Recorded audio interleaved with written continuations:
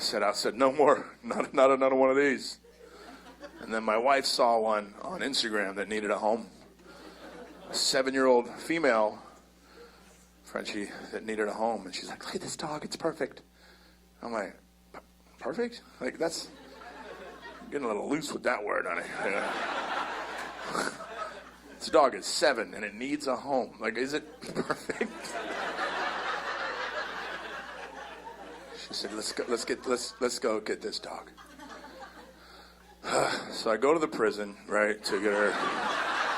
I don't call it a shelter. That's bull. Have you been to these places? It's prison. It's prison.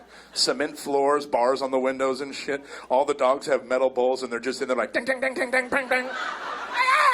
Pit bulls are back there doing pull-ups and shit. It's prison. I go to the prison. One of the corrections officers walks up to me and says, can I help you? I was like, yeah, I'm here to see one of your inmates. He goes, which one? I go, that little French bulldog over there. She's like, I don't understand. This dog's not available to the public. How do you even know about this dog? I'm like, this dog was on Instagram. And Instagram never lies.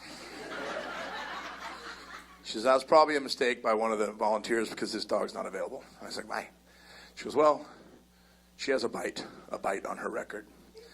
And my first thought was like, damn, this bitch has a record. I was like, well, how do we get her out of prison?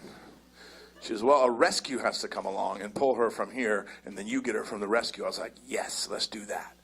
And she said, that's the problem. It's a financial liability for them, so they may not rescue her. And I was like, okay, then what happens? They're like, well, unfortunately, we're going to put her to sleep. Right. I hate that term, and here's why. Because I go to sleep every night.